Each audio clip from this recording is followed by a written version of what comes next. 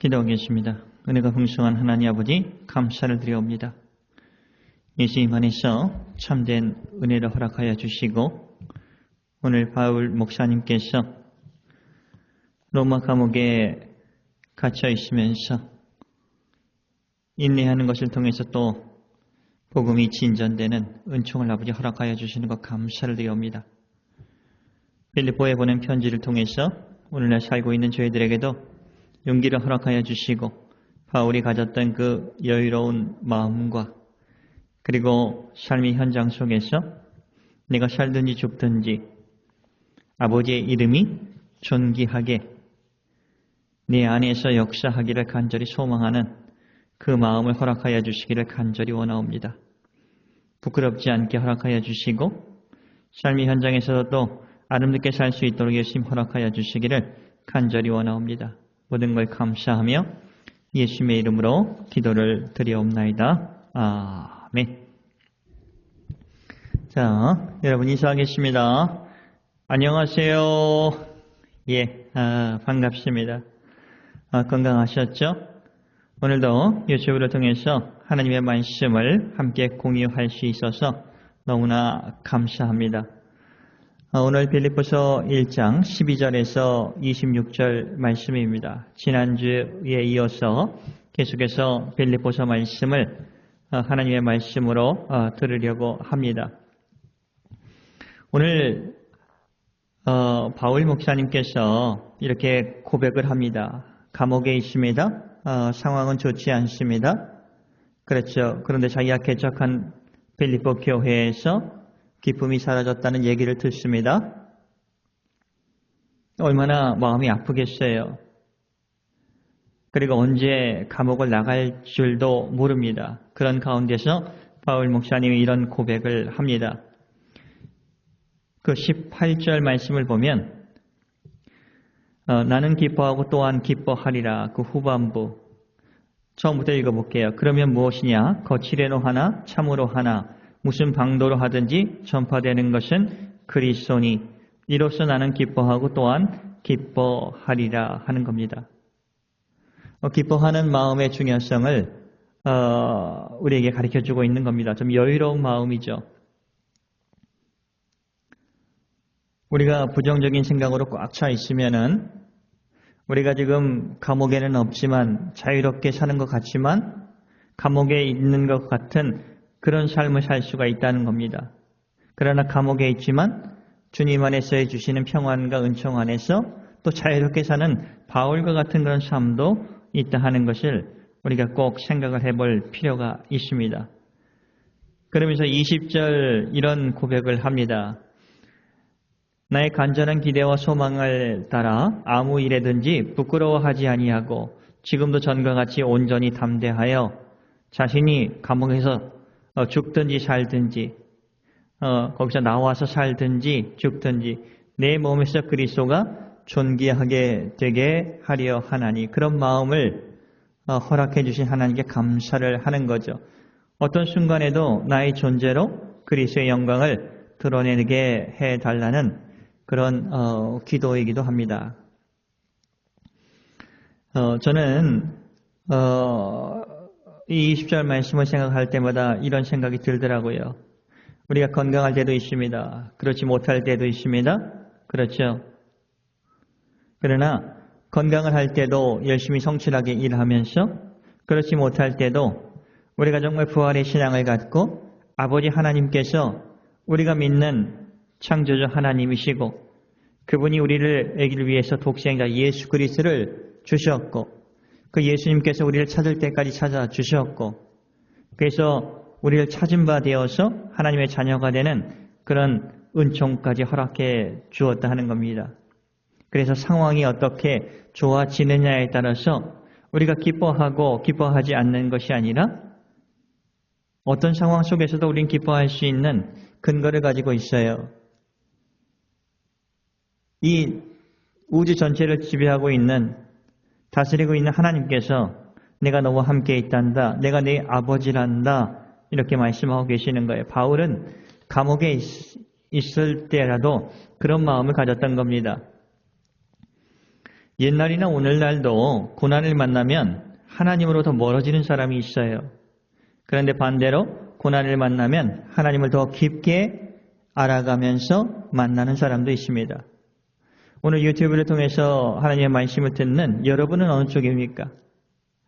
하나님을 깊게 만나는 쪽입니까? 아니면 하나님으로부터 멀어지는 쪽입니까?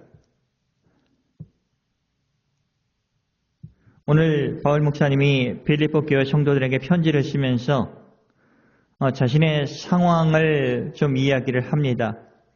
그러면서 빌립보 교회 그 성도들에게 혹시라도 너희들이 내가 로마 감옥에 감금된 것 때문에 너희 교회의 기쁨이 사라졌고 서로 대립이 있는 것이라고 한다면 그건 오해다 하는 것입니다. 오히려 그것 때문에 복음이 더 진전되었다, 이렇게 좋은 영향으로 이어져 갔다, 이렇게 말씀하고 있는 겁니다. 그 12절 말씀 볼까요? 1장 12절. 형제들아, 내가 당한 일이 도리어 복음 전파에 진전, 좋은 영향이 된 줄을 너희가 알기를 원하노라. 이러므로 나의 매임, 지금 미결수로서 로마 감옥에 있습니다. 나의 매임이 그리스도 안에서 모든 시대안과 그 밖의 모든 사람에게 나타났으니, 그러니까 진실이 밝혀진 거죠. 큰 죄를 지어서 로마까지 끌려온 그 유대인이 아니라 그 예수 믿는 것 때문에, 특히 예수님께서 우리의 모든 죄를 짊어지고 십자가에 돌아가시고 또 죽으시고 또 3일 만에 부활하셨다는 그 진리의 말씀을 증거하는 것 때문에 붙잡혀 온 것을 시대 안에 있는 사람과 그 밖에 있는 사람이 알게 되었다 하는 겁니다. 그래서 복음이 진전되어서 증거가 되었다는 겁니다. 또한 14절에 안심해도 된다 하는 겁니다. 내가 로마 감옥에 감금된 것 때문에 14절 형제 중 다수가 나의 매임으로 말미암아 주 안에서 신뢰함으로 겁없이 하나님의 말씀을 더욱 담대히 전하게 되었다 하는 겁니다.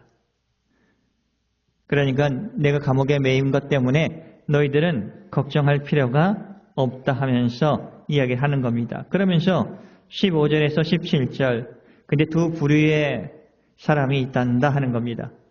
투기와 분쟁으로, 내가 매임을 통해서 투기와 분쟁으로 복음 증거하는 사람이 있고, 정말 바울 목사님을 하나님이 세워주셨고, 그러다가 그 일을 하시다가 감금되었던 것 때문에 선한 마음을 가지고 복음 증거하는 사람이 있었다 하는 겁니다. 15절, 어떤 이들은 투기와 분쟁으로, 어떤 이들은 착한 뜻으로 그리스도를 전파하나니. 16절, 이들은 착한 이들입니다. 착한 뜻으로 내가 복음을 변증하기 위하여 시험을 받은 줄 알고 사랑으로 하나. 그렇죠? 그런 분들이 있는 겁니다. 근데 17절, 사랑으로 하나 좋은 뜻으로 하는 사람들은 내가 복음을 변호하기 위해 세우심을 받은 줄 알고 사랑으로 그리스도를 전파하지만, 이란 뜻이죠. 그러나 17절, 그들은 투기와 분쟁으로 하는 사람들입니다. 나의 매임에 괴로움을 더하게 할 줄로 생각하며, 그렇죠, 생각하며 전파하는 겁니다. 순수하지 못한 다툼으로 그리스도를 전파하느니라. 이 상태에서 감옥에서 이런 소리를 들었으면 얼마나 마음이 아팠겠어요. 그런데 18절에 그렇습니다. 마음의 넓은 마음이에요. 하나님께서 그렇게 감옥에 있지만 바울의 목사님의 그 마음을 붙잡아 주시는 겁니다. 그리고 채워주시는 겁니다. 위로해 주시는 거예요. 그렇기 때문에 18절 같은 고백을 합니다.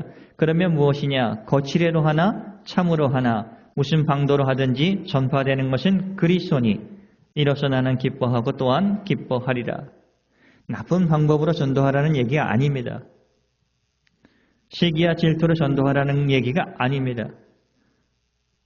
어떤 상황 속에서 너희들이 나 때문에 빌립보 교회의 기쁨이 사라지고 대립한 것이라면 그건 오해라 하는 겁니다. 오히려 복음이 증거되었다는 것, 그것 때문에 나는 기뻐하고 또 내일도 기뻐할 거다 하는 겁니다. 내일도 나는 감옥에 있을지 모르지만 언제 이 감옥에서 나갈 수 있는지 알지 못하지만 그러나 주님 때문에 기뻐한다 하는 겁니다. 이 마음을 오늘 좀 고백을 하면 좋겠습니다. 유튜브를 통해서 말씀을 듣는 저와 여러분, 정말 우리가 예수 믿는 것 때문에 그리고 예수님이 우리의 아버지시라는 사실 때문에 그분께서 우리를 사랑해 주시고 소중하게 여겨주신다는 그 사실 때문에 우리는 기뻐하고 기뻐할 수 있다 하는 겁니다. 그러면서 또 하나의 소원을 갖고 있습니다. 그게 19절이에요. 이제 나갈 것이다 하는 겁니다. 너희들이 나를 위해서 기도해 주니까. 그리고 성령님의 도움에 의해서 반드시 미결수인 바울 목사님은 로마에서 나오게 되어서 너희들 빌립보 교회에 가게 된다 하는 것을 믿고 있습니다. 19절. 이것이 너희의 간구와 예수 그리스도의 성령의 도우심으로 나를 구원에 이르게 할 줄을 아는 거로. 그렇죠. 오해가 풀려서 감옥에서 나올 것을 알고 있습니다. 20절 말씀 볼까요? 나의 간절한 기대와 소망을 따라 아무 일에든지 부끄러워하지 아니하고 지금도 전과 같이 온전히 담대하여 살든지 죽든지 내 몸에서 그리스도가 존귀하게 되게 하리 하나니. 저는 이것이 너무나 좋더라고요. 살든지 죽든지 내 몸에서 그리스도가 존귀하게 된다. 여러분, 이게 얼마나 근사합니까? 우리는 살다 보면 이제 나이를 들게 되면 육체적인 몸은 점점 아파 것도 많아지고 약해져 갑니다. 그러나 그런 몸을 가지고 있을지라도 우리가 정말 주님 안에서 예배하고 주님을 사랑하고 주님의 사랑을 받으면서 정말 부활의 소망과 아버지 하나님의 나라에 갈 수 있다는 부활의 증인으로서 우리가 살아갈 때 그 모습을 보는 사람들에게 얼마나 많은 위로를 주고 있느냐 하는 겁니다.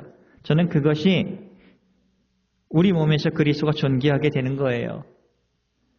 우리 삶의 현장 속에서, 직장 속에서, 가정 속에서 우리가 이 세상적으로 잘 되어가지 않은 부분도 있을 겁니다. 그러나 예수님을 의지하면서 사랑하면서 그 은혜 안에서 우리가 살아가려고 하는 그 모습이 그리스도가 우리 안에서 존귀하게 나타나는 겁니다. 그래서 21절 그래요. 이는 내가 사는 것이 그리스도니 죽는 것도 유익함이라. 사는 것이 그리스도라는 겁니다. 죽는 것도 유익하답니다. 감옥에 있는 내게 있어서 살고 죽는 것은 이렇습니다. 산다는 것은 아직 그리스도를 위해 할 일이 남아있다는 것입니다. 죽는 것도 하나님 품에 돌아갈 것이 있음 때문에 유익하다 하는 겁니다. 그러면서 22절에 그래요.